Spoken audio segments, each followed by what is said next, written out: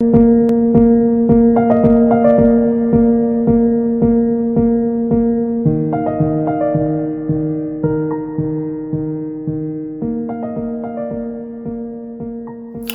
Bahamas, let's go to work, let's go to work, let's go to work, let's go to work. Bahamas, let me show you what we're doing today. Bahamas, we're doing a part 2, or we're doing a follow-up to our Mother's Day special, the mother and the fighter. That's what we discussed last Sunday.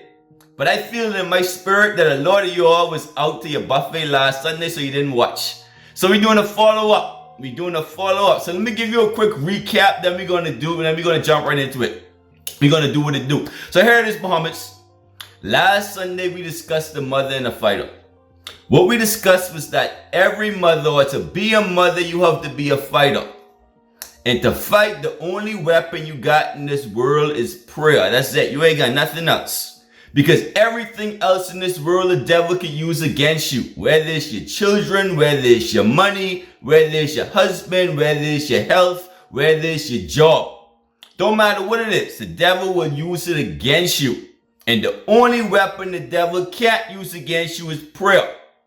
So that's what we spoke about. We spoke about the fact that a mother is one of the strongest people in the world because of prayer and supplication.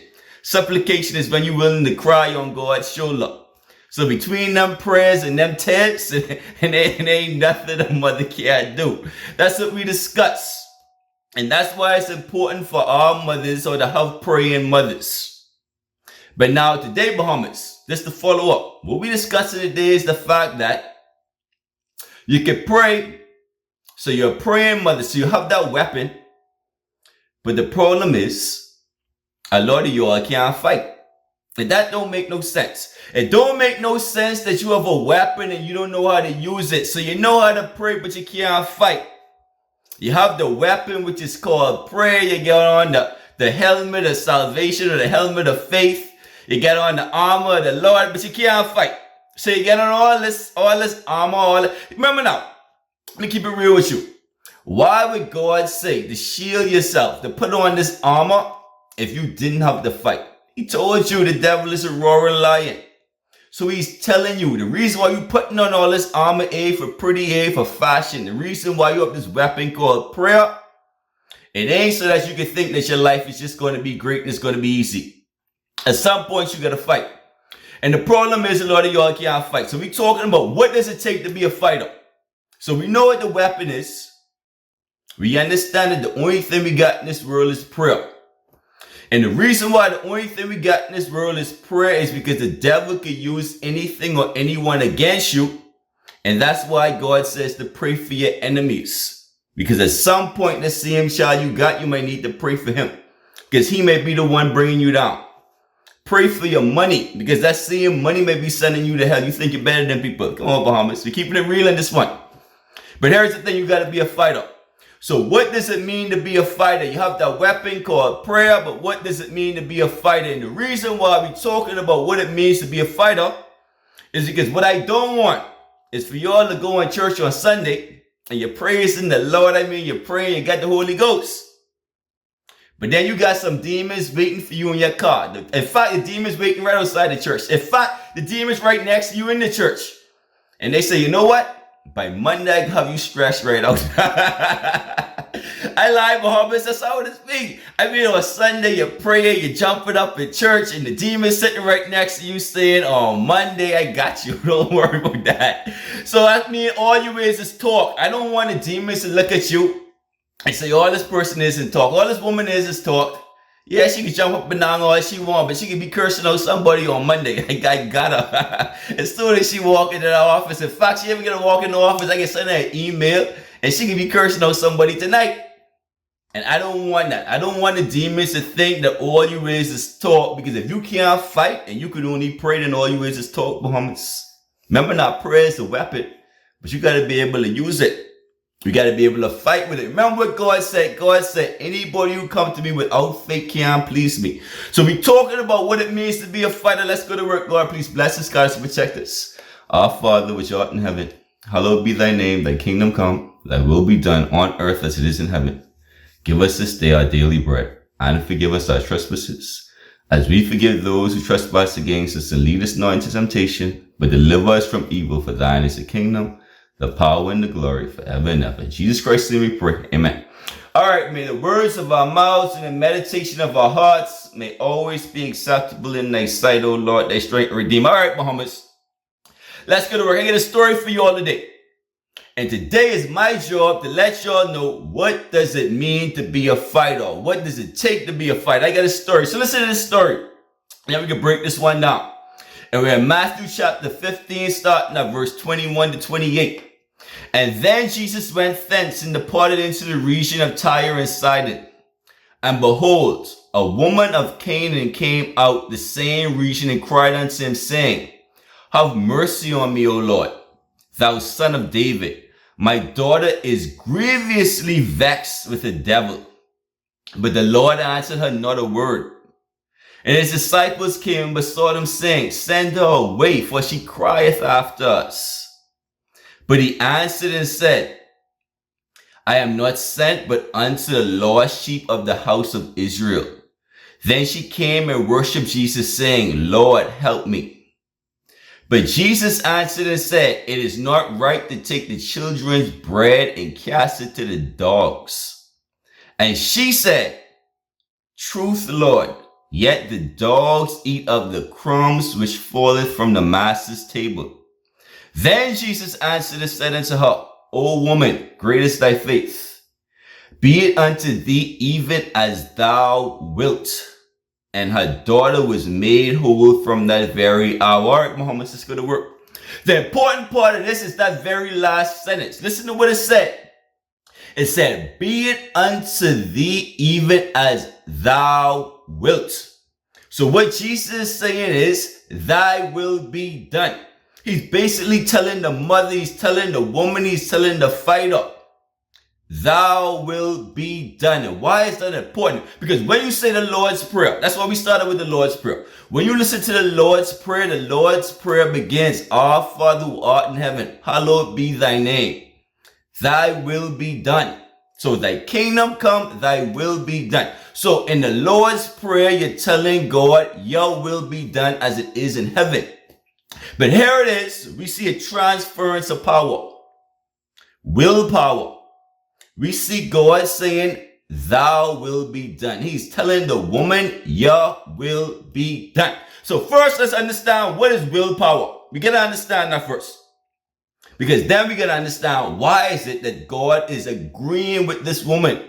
He's in concurrence. He's basically telling to her, you know what? Your will be done. Because see, she's a fighter. We're going to get to that in a minute. But let's understand what willpower is. What is willpower? Willpower is a determination. A strong determination to do something. When you determine that this is what is going to happen. So what God is saying is, your will be done. He's telling this woman. Jesus said to the woman, you know what? Woman of great faith, your will be done. And what I'm telling you is, willpower is a strong determination to do something. So God is giving, and he's saying, you know what? You fought for this. So your will be done. So what does it mean to be a fighter? I tell you, we can break this one down for you, Muhammad's. What it means to be a fighter is to impose your will on someone, on something, or on a given situation. It's as simple as that. When I say I'm ready to fight for it, that means, buddy, I don't care what has happened. I am determined that this is happening. Because for this thing right here, I'm willing to fight for that. So to be a fighter, you have to be willing to impose your will. You have to go to God and say, listen, all right. In fact, let me give you an example. I can break this one down and make this really easy to understand. Think of it like this. Suppose you wanted one job. You ain't sure if you want a job, but you know what? It may be right for you. So you go to God. You know what you want to pray? God, I want this job, but your will be done. Because you don't know if it's good. You don't know if it's bad. But you know what, God? Your will be done. Whatever you want to happen, if I get the job, I'll get it. If I don't get it, I'm comfortable. Because I have faith in God that I'll get something better. Let's say you want to marry one man. You find this man, you don't know if he's a Dr. Jekyll or Mr. Hyde. Right? But you find this man, and you say to God, you know what?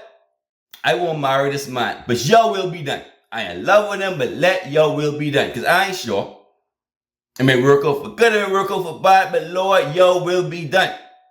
So in all these things you compromise, you say, God, your will be done. You have trust in the Father, your will be done. But watch this now. You got a child. And this child got a demon. And you say to yourself, Lord, it ain't no way this demon can kill my child. It's like, yeah, it ain't happen like that. Ain't no good can come out of that. I ain't letting no demon kill my child. See, that's a different situation right there. So now you're determined, so now it's a fight. And that's what you understand from this woman. When a child had a demon, she didn't go to Jesus and say, you know what, it's all right if this child died because this demon killed my child. My child on drugs, he fighting this demon of addiction.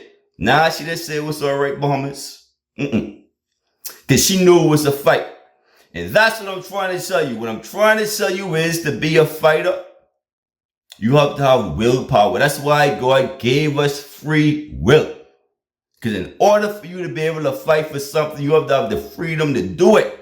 So let me recap all of this. Let me jump into this. See, I had to break it down first. I had to warm you up first. I had to make you understand why you need this free will. Make you understand why you need to be a fighter. Make you understand why you need prayer. And then we're going to really understand the story. So let's break this one down. So what I'm telling you is this. To be a mother, you got to be a fighter. To be a fighter, the only weapon you got in this world is prayer. Because everything else you think you got, whether it's your money, your children, your cars, your clothes, your husband, your best friend, all of them will turn on you. And the reason why you got to even pray for them, just like Job had to pray for his friends and his wife, is because the devil will use any and everything against you. That's why the only weapon you got is prayer. Because the only thing the devil can't use against you is prayer. Simple as that. But here's the thing.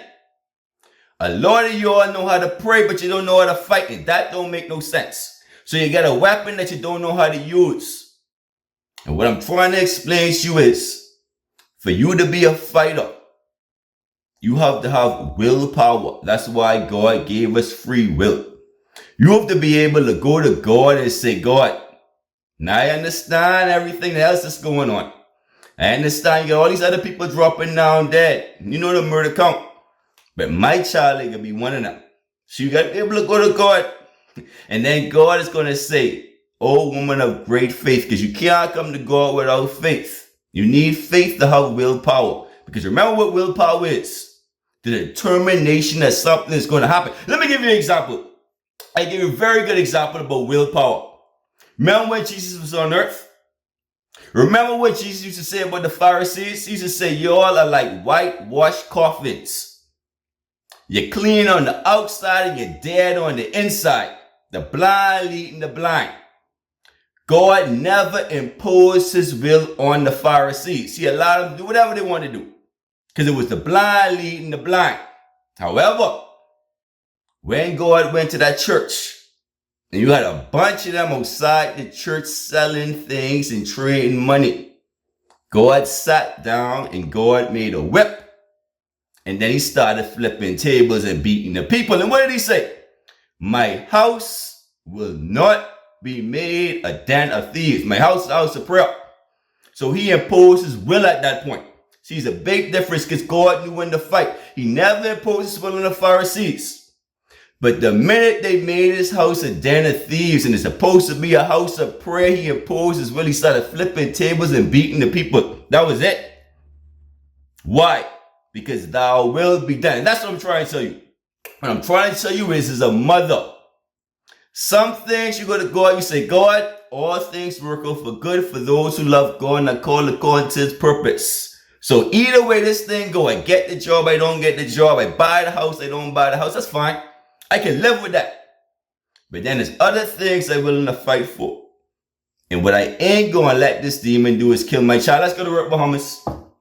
Let's go to work, let's go to work, let's go to work. All right, Bahamas, now that we understand that, we can go deep into this one. Bahamas, listen to this. Me in Matthew chapter 15, starting at verse 25, and listen to this. All right, Bahamas.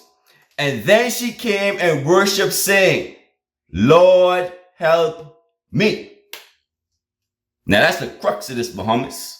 The mother went to Jesus and said, Lord, help me. You see them words up there? So what does that mean? What that mean, Bahamas, is everybody can't pray for you. The reason why everybody can't pray for you is because everybody ain't willing to fight for you. It's as simple as that. You see what this mother said? This mother said, Lord, help me. That means she was willing to fight them demons herself. She didn't go to God and say, let me tell you. The situation was simple. She had a daughter who had an evil spirit. But she went to God and said, God, help me. Let me break this one down for you. Give you another example. I give a lot of examples today.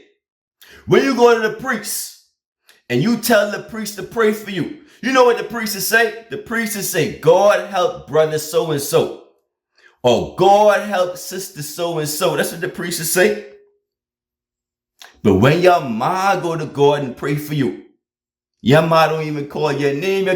Your ma say, what the woman say? Come on, Bahamas. What the woman say? The woman say, Lord, help me. She ain't calling no name. See, the priest can call your name and ask God to help so-and-so. But when your ma go pray for you, your ma go to the Lord for you, your ma say, Lord, help me. You doing this for me. You ain't doing this for nobody else. You're doing this one for me. So she ain't got to call no names in this one. Let me explain what I mean. Let me read it for you again. And then she came and worshiped Jesus, saying, Lord, help me. We ain't never heard her once say, Lord, help my child. No, you doing this one for me. And let me explain why she said this, Bahamas. You see, this is an easy one. She was determined. It was her very willpower. She was a fighter. This woman was a fighter. And she didn't care how many demons was there. She was willing to fight all of them. That's why the Bible say, honor thy father and mother so that your days shall be long upon the face of the earth. For the simple reason that same mother you got, that's the one who willing to fight your demons for. You go to the priest and the priest say blah, blah, blah. And then when you really need them, because now you done make the demons mad, you can't find them. This your man now. And when she go to God, she's standing in the gap for you. And she's saying, God, you ain't doing this for this child, you doing it for me. Let me continue on. Let's go to the very beginning. If I can start from the very beginning, we can break this one down. And then Jesus went thence and departed into the region of Tyre and Sidon. And behold, a woman of Canaan came out of the same region and cried unto him, have mercy on me, O Lord, thou son of David. My daughter is grievously vexed with the devil. So here it is. She came to God and she said, God, have mercy on me. Again, she ain't calling no one else into this. She's saying, Lord, you doing this one for me because she's a fighter. What you understand from a fighter? In fact, let me explain what a fighter look like. You all know Medea. The reason why y'all love Medea is because Medea is a fighter. Even though I think that's coonery. I don't really watch it that much, but my mother love it. So I watch it whenever she watch it. But you love Medea because Medea ain't never asked for no backup. Medea is a fighter. She can impose her will on that situation. She don't care what it is, that go on her way. Because see, that's Medea.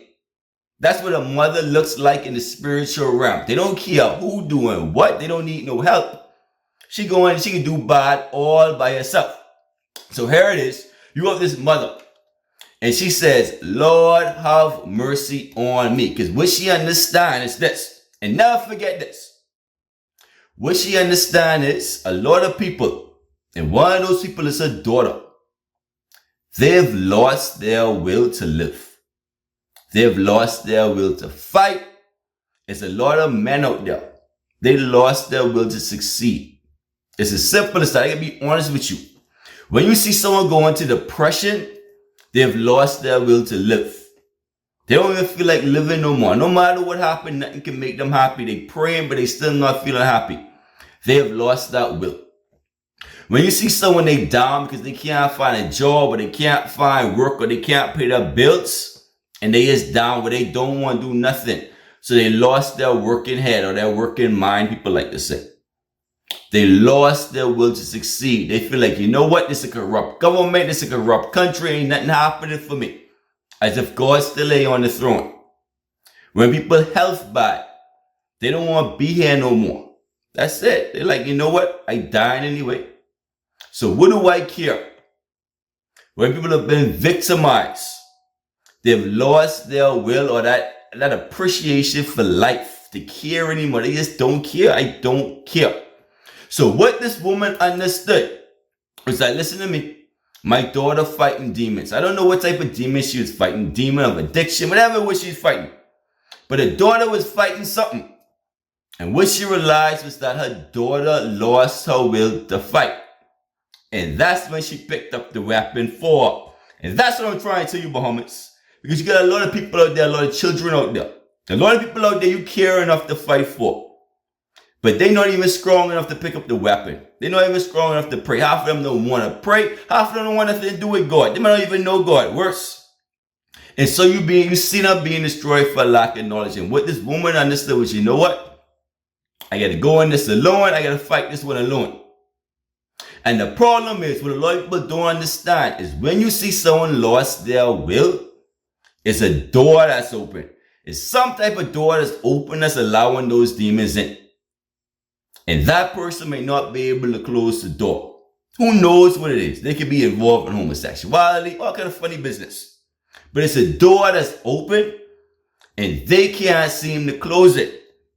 If they're on drugs, if they're on alcohol, it's a door that's open. And what this woman understood was, you know what? I'm done with this. And by force, a sheer will. It's back to willpower, that determination. Because see, that's what makes you a fighter. You can't be a fighter if you don't have willpower. And you can't have willpower unless you have faith. It's as simple as that. You got to have faith in something to have this willpower. And this willpower means I don't care how this thing go.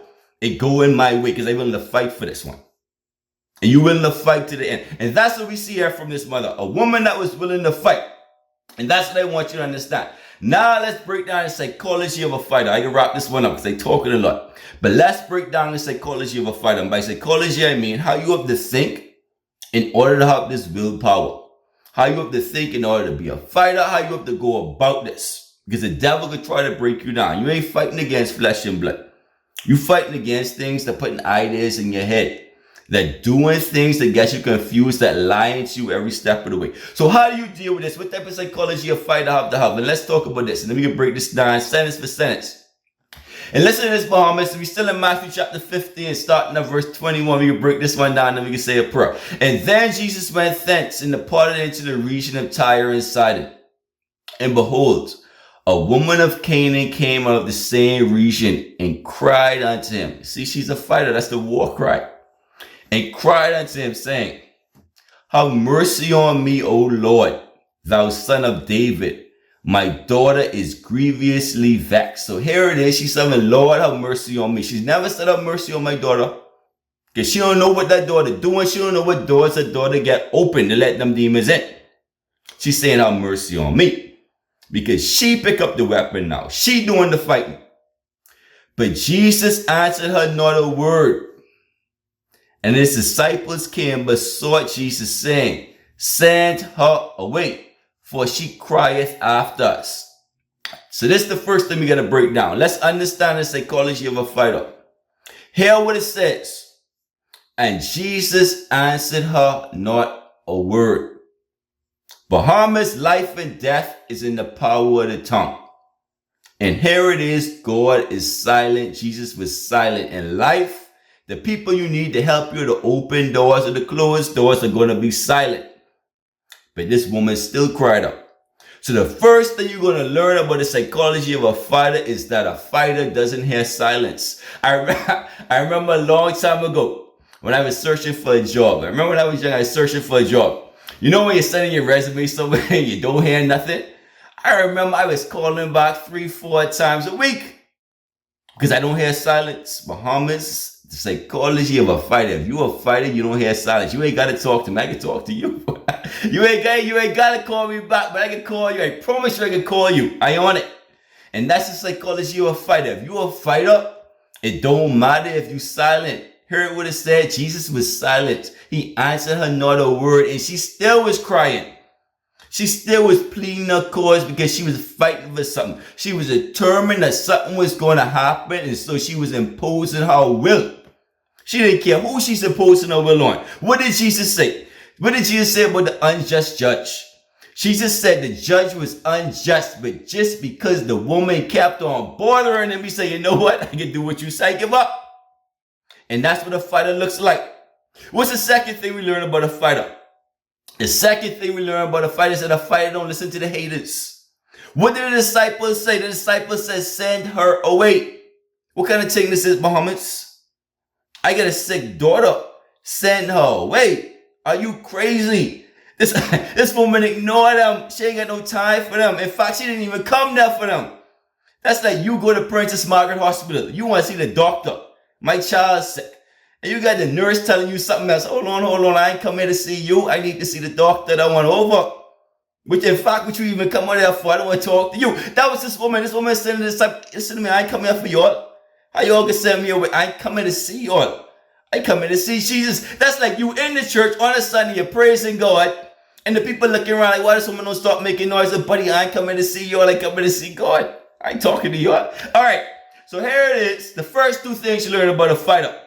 Because see, life and death is in the power of the tongue. And the wrong person will kill your hope, will kill your dream, will kill your desire to live, will kill your will. That's why you can't listen to any and everybody. But this woman, she wasn't listening to silence. She wasn't listening to the haters. She wasn't listening to nobody. Because she was determined. And because she's a fighter, let's continue on. But Jesus answered her not a word. And his disciples came and besought him, saying, send her away, for she crieth after us. But Jesus answered and said, I am not sent but unto the lost sheep of the house of Israel. Then she came and worshiped him, saying, Lord, help me. Now this is an important one. So Jesus says to her, listen to me. You're a Gentile. In fact, you're a Canaanite. And by virtue of being a Canaanite, you're our sworn enemy. I'm a Jew. And I wasn't sent here but to help the lost sheep of Israel. And you're not an Israelite. You're a Canaanite. You're a Gentile. You don't even know who to worship. I can't help you. But here's the thing about a fighter. A fighter is only here what they want here. Because Jesus is saying, I can't help you because you're a Gentile. And I was only sent to help the Israelites. But the only thing this woman here is, if you saying that you ain't gonna do it for me because I'm a Canaanite, that means you could do it. See, that was the important part of this. The only thing she heard was that, guess what? You saying you ain't gonna do it for me. But what that also telling me is that you capable of doing what I want. See, that's the important part. That's like you going to a friend and say, listen, I need to borrow some money from you. And your friend say to you, but I ain't going to the bank today. The bank too crowded. I don't want to go to the bank today. And the only thing you hear in your head is, oh, you got the money. That's the only thing you want here.